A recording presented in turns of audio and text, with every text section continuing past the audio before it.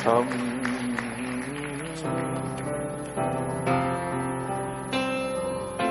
Don't have pain. We all have sorrow. But if we are wise, then we will know there's always tomorrow. Come on, say it one time. Lean on me when you're not strong. I'll be your friend. I'll help you carry on. Come on, it's music to my ears. It won't be long. I'm gonna need somebody. Come on, say this. You just call on me, brother. You just call on me, brother, when you need a hand. We all need somebody to lean on. I just might have a problem. You understand. We all need somebody to lean on me.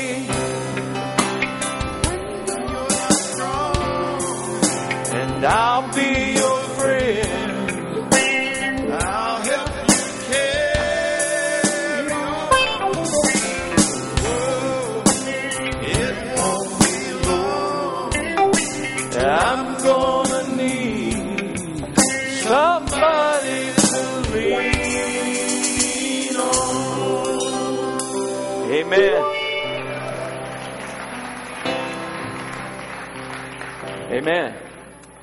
That was written by a church guy. I mean, you know that. Billy Withers. Didn't Billy Withers write that? He was a church organ playing maniac. But he just got out there and did some other things. Amen. Did you bring your Bible? Well, hold it up in the air and let me get a look at it. Makes me feel good. Say this out loud. This is my Bible. I can do what it says I can do. I can have what it says I can have. And I can do what it says I can do.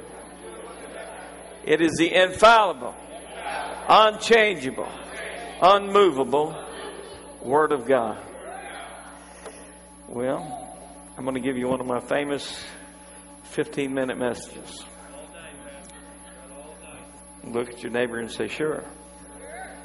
You do know what it means when a preacher looks at his watch, right? Altogether, absolutely nothing. It's just a tactic. It's something that just distracts the church for a minute. To make you think I'm really not going to preach all night. I read something. I thought this was cool. It's a quote. I couldn't find who said it. Life does not accommodate you. It shatters you. It's meant to. And it couldn't do it better. Every seed destroys its container, or else there would be no fruition. Life shatters you. It's meant to.